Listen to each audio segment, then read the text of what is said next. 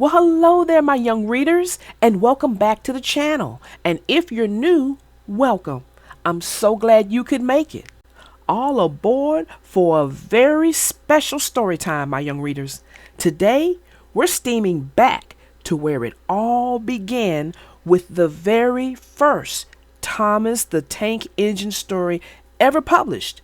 That's Thomas, the original #1 engine.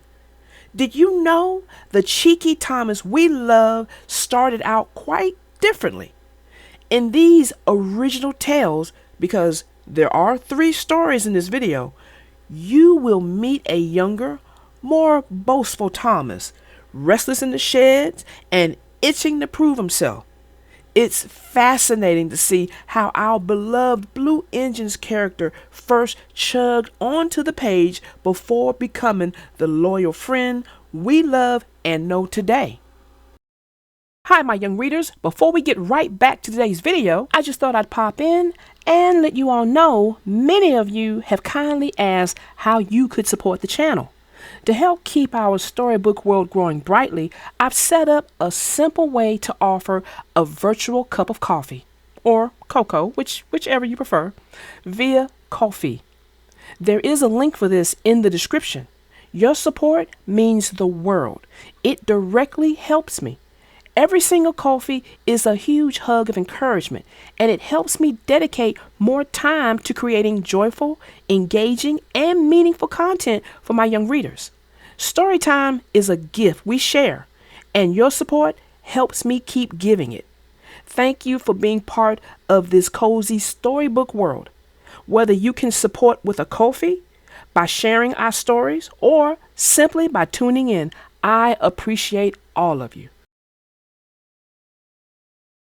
Okay, guys, if you're not ready, go ahead, go get your snacks, go get your drinks, pause the video, run to the bathroom, come on back, and we'll get started.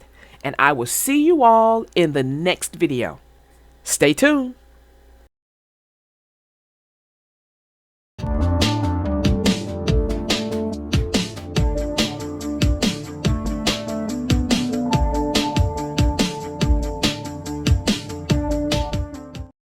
The name of this story is called Thomas and Gordon. Thomas was a tank engine who lived at a big station. He had 6 small wheels, a short stubby funnel, a short stubby boiler, and a short stubby dome. He was a fussy little engine, always pulling coaches about.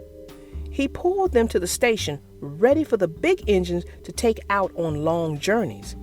And when trains came in and the people had got out, he would pull the empty coaches away so that the big engines could go and rest. He was a cheeky little engine too. He thought no engine worked as hard as he did, so he used to play tricks on them. He liked best of all to come quietly beside a big engine dozing on a siding and make him jump. Peep, peep, peep, peep, peep. Wake up, lazy bones, he would whistle. Why don't you work hard like me?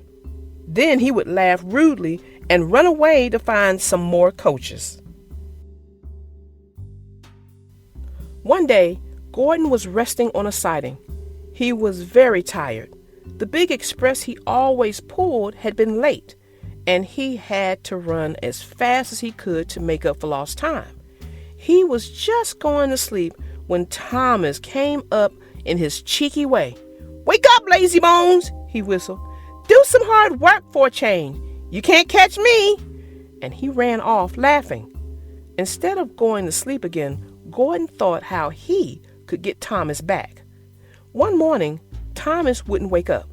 His driver and fireman couldn't make him start. His fire went out and there was not enough steam. It was nearly time for the express. The people were waiting, but the coaches weren't ready. At last, Thomas started. Oh dear, he yawned. Come on, said the coaches, hurry up. Thomas gave them a rude bump and started for the station. Don't dawdle, he grumbled. "Where have you been? Where have you been?" asked the coaches crossly. Thomas fussed into the station where Gordon was waiting. "Poop, poop, poop! Hurry up, you!" said Gordon crossly. "Peep, pip, peep! Hurry yourself," said Cheeky Thomas. "Yes," said Gordon, "I will." And almost before the coaches had stopped moving, Gordon came out of his siding and was coupled to the train. "Poop, poop," he whistled. "Get in quickly, please." So the people got in quickly. The signal went down, the clock struck the hour, the guard waved the green flag, and Gordon was ready to start. Thomas usually pushed behind the big trains to help them start, but he was always uncoupled first, so that when the train was running nicely, he could stop and go back. This time, he was late, and Gordon started so quickly that they forgot to uncouple Thomas. "Poop, poop," said Gordon. "Peep, peep, peep," said Thomas. Come on," puffed Gordon to the coaches. Pull harder," puffed Thomas to Gordon. The heavy train slowly began to move out of the station. The train went faster and faster, too fast for Thomas. He wanted to stop, but he couldn't. "Pee, pee, stop, stop," he whistled. "Hurry, hurry, hurry," laughed Gordon in the front. "You can't get away, you can't get away," laughed the coaches. Poor Thomas was going faster than he ever had gone before. He was out of breath, and his wheels hurt him. But he had to go on. "I shall never be the same again," he thought sadly. "My wheels will be quite worn out." At last they stopped at a station. Everyone laughed to see Thomas puffing and panting behind. They uncoupled him, put him on a turntable, and then he ran on a siding out of the way. "Well, little Thomas," chuckled Gordon as he passed, "now you know what hard work means, don't you?" Poor Thomas couldn't answer. He had no breath. He just puffed slowly away to rest and had a long, long drink. He went home very slowly and was careful afterwards never to be cheeky to Gordon again. The name of this story is called Thomas's Train. Thomas often grumbled because he was not allowed to pull passenger trains. The other engines laughed. "You're too impatient," they said. "You'd be sure to leave something behind." "Rubbish," said Thomas crossly. "You just wait. I'll show you." One night, he and Henry were alone. Henry was ill. The men worked hard, but he didn't get better. Now, Henry usually pulled the first train in the morning, and Thomas had to get his coaches ready. If Henry is ill, he thought, perhaps I shall pull his train. Thomas ran to find the coaches. Come along, he fussed. There's plenty of time, grumbled the coaches. He took them to the platform and wanted to run around in front at once, but his driver wouldn't let him. Don't be impatient, Thomas, he said. So Thomas waited and waited. The people got in. The guard station master walked up and down. The porters banged on the doors, and still Henry didn't come. Thomas got more and more excited every minute. Sir Topham Hatt came out of his office to see what was the matter, and the guard and the station master told him about Henry. Find another engine, he ordered. There's only Thomas, they said. You'll have to do it then, Thomas. Be quick now. So Thomas ran around to the front and bagged up to the coaches, ready to start. Don't be impatient, said his driver. Wait till everything is ready. But Thomas was too excited to listen to a word he said. What happened then? No one knows. Perhaps they forgot to couple Thomas to the train. Perhaps Thomas was too impatient to wait till they were ready, or perhaps his driver pulled the lever by mistake. Anyhow, Thomas started. People shouted and waved at him, but he didn't stop.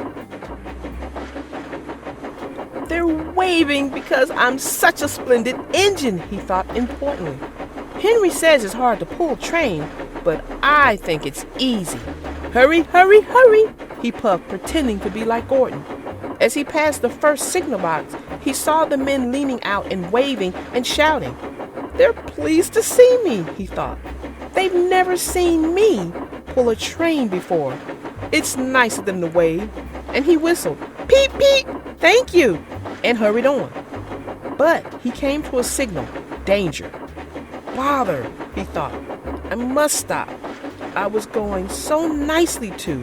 What a nuisance signals are. And he blew an angry peep, peep on his whistle. One of the signalmen ran up. Hello, Thomas, he said. What are you doing here? I'm pulling a train, said Thomas proudly. Can't you see? Where are your coaches then? Thomas looked back. Why, bless me, he said, if I haven't left them behind. Yes, said the signalman, you'd better get back quickly and fetch them. Poor Thomas was so sad he nearly cried. Cheer up, said his driver. Let's go back quickly and try again.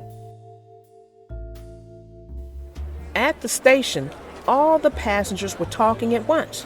They were telling Sir Topham Hatt, the station master, and the guard what a bad railway it was. But when Thomas came back and they saw how sad he was, they couldn't be cross. So they coupled him to the train, and this time he really pulled it. But for a long time afterwards, the other engines laughed at Thomas and said, Look, there's Thomas, who wanted to pull a train, but forgot the coaches. The name of this story is called Thomas and the Freight Cars. Thomas used to grumble in the shed at night. I'm tired of pushing coaches. I want to see the world. The others didn't take much notice, but Thomas was a little engine who talked big. But one night, Edward came to the shed. He was a kind little engine and felt sorry for Thomas. I've got some freight cars to take home tomorrow, he told him. If you take them instead, I'll push coaches in the yard. Thank you, said Thomas. That would be nice. So they asked their drivers the next morning, and when they said yes, Thomas ran happily to find the freight cars. Now, freight cars are silly and noisy. They talk a lot and don't attend to what they're doing. They don't listen to their engine, and when he stops, they bump into each other screaming, "Oh, oh, oh, whatever is happening?" And I'm sorry to say, they play tricks on an engine who is not used to them. Edward knew all about freight cars. He warned Thomas to be careful, but Thomas was too excited to listen. The switchman fastened the coupling, and when the signal dropped, Thomas was ready. The guard blew his whistle. Peep, peep, answered Thomas and started off. But the freight cars weren't ready. Oh, oh, oh, they screamed as their couplings tightened. Wait, Thomas, wait! But Thomas wouldn't wait. Come on, he puffed, and the freight cars grumbled slowly out of the sliding onto the main line. Thomas was happy. Come along, he puffed. All right, don't fuss, all right, rumbled the freight cars. They clattered through the stations and rumbled over bridges. Thomas whistled, peep, peep, and they rushed through the tunnel in which Henry had been shut up. Then they came to the top of the hill where Gordon had gotten stuck. Steady now, steady, warned the driver, and he shut off steam and began to put on the brakes. We're stopping, called Thomas. No, answered the freight cars and bumped into each other. Go on, and before his driver could stop them, they had pushed Thomas down the hill and were rattling and laughing behind him. Poor Thomas tried to stop them from making him go too fast. Stop pushing, he hissed, but the freight cars would not stop. Go on! Go on! They giggled in their silly way. He was glad when they got to the bottom. Then he saw the place where they had stopped. Oh dear, what shall I do? They rattled through the station, and luckily the line was clear as they swerved into the freight yard. Ooh, groaned Thomas as his brakes held fast and he skidded along the rails. I must stop, and he shut his eyes tight. When he opened them, he saw he had stopped just in front of the buffers, and there, watching him, was Sir Topham Hatt. What are you doing here, Thomas? He asked sternly. I've got Edward's freight cars, Thomas answered. Why did you come so fast? I didn't mean to. I was pushed, said Thomas sadly. Haven't you pulled freight cars before? No.